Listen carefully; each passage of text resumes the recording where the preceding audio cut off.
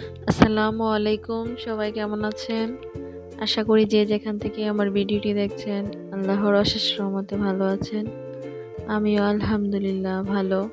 এই তো আজকে আরেকটি ভিডিও নিয়ে আসলাম আপনাদের মাঝে। আশা করি আপনাদের ভালো লাগবে।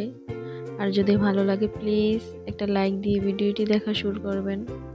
এটা আজকে আমি রুটি কিভাবে সংরক্ষণ করি সেটাই আপনাদের মাঝে শেয়ার করতেছি। আসলে সকালবেলা যেহেতু ছেলে স্কুলে চলে যায় অনেক সকালেই, মাঝে মধ্যে নাস্তা বানাতে দেরি হয়ে যায়। তাই ভাবলাম কিছু রুটি যদি বানিয়ে রেখে দিই, তাহলে সকালে উঠে শুধু রুটির সাথে ডিম পোস্ট বা একটু ভাজি কিছু হলেই খেয়ে যেতে পারে।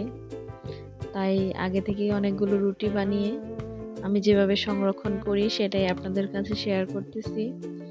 আসলে বাসায় আমরা যে বাজার আনি তার সাথে পলিথিন আসে, যেটা পরিষ্কার পলিথিন, সেটা আমি রেখে ধুয়ে সুন্দর করে কেটে নিছি। কেটে তারপর একটা প্লেটের মধ্যে একের পর এক পলিথিন দিয়ে রুটিগুলো রেখে দিছি। আসলে একটা পলিথিন একটা রুটি এভাবেই রাখছি। এভাবে বানিয়ে অনেকগুলো রুটি বানিয়ে এভাবে রেখে দিলাম। এটা যতদিন মন চায় আপনাদের রেখে খাওয়া যাবে ডিপে রাখলে। আসলে আমরা যখন নর্মালে রুটি রাখি তখন কিন্তু 2-1 দিনের বেশি সেটা ভালো থাকে না। আর এইভাবে ডিপ করে রেখে দিলে সেটা যখন মন চায় তখনই বের করে খাওয়া যায়, নষ্ট হয় না, অনেক দিন ভালো থাকে। তাই বেশি করে রুটি বানিয়ে এইভাবে রাখা যায়। আর রুটির বক্সটা আমার ভেঙে গেছে, তাই প্লেটে রেখে দিলাম। রেখে আরেকটা প্লেট দিয়ে ঢেকে তারপর ডিপে রেখে দিয়েছি। এই তো এখন সকালবেলা আমি রাতেই রুটিটা বানিয়ে রেখে দিয়েছি। আর সকালবেলা এই তো ছেলেকে নাস্তা দেব। ছেলে বলতেছে ভাজি দিয়ে রুটি খাবে না, এইভাবে করে দেওয়ার জন্য সস চিজ দিয়ে কিছুটা শর্মার মতো বানিয়ে দেওয়ার জন্য। তারপর আমি একটু এভাবে চিজ আর সস দিয়ে রুটিটাকে তাওয়া দিয়ে দিতেছি, বলতেছে এভাবে খাবে। তো যেভাবে চাইতেছে সেভাবে দিলাম আর কি। একটু বলতেছে ডিম দিলে খাবে না উপরে, এভাবে দেওয়ার জন্য। আর ওর শরীরটাও বেশি একটা ভালো না, তো যেভাবে বলতেছে সেভাবেই আমি নাস্তাটা ওকে বানিয়ে দিলাম।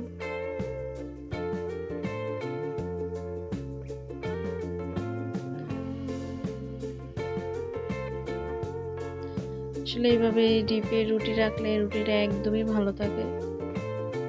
মনে হয় না যেটা আগে থেকে বানিয়ে রাখছি অনেক দিন আগে, এরকম মনে হয় না। আমি প্রায় সময় হাতে সময় পেলে অনেকগুলো রুটি বানিয়ে এইভাবেই রেখে দিই ফ্রিজে, খুব সুন্দর ভালো থাকে।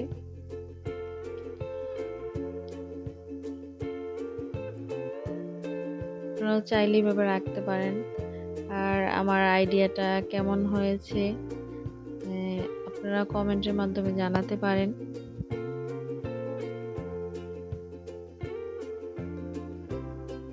এই তো রুটিগুলো আমার তাওয়া দেওয়া শেষ। আমি একটু খেয়ে দেখতেছিলাম কেমন হয়েছে, তারপরেই আমি রান্না বাড়া করতেছি। আসলে ছেলে অসুস্থ, তেমন আজকে ভিডিও করতে পারিনি। শর্টকাট যতটুকু পারছি তাই আপনাদের মাঝে শেয়ার করতেছি। আমার ভাত হয়ে গেছে, তাই তো ভাতটা এখন আমি মার গালবো। এইভাবে বেসিংয়ে করে আমি মার গালি সবসময়, পানি ছেড়ে দিই যাতে কোনো সমস্যা না হয়। আর এদিকে ভাত রান্না হয়ে গেছে আমার, অল্প একটু গরুর মাংস রান্না করে নেব। আর আগে থেকেই ডাল রান্না করে রাখছি। আজকে তেমন কিছু রান্না করব না, গরুর মাংস আর ডাল দিয়ে খাওয়া হবে দুপুরে।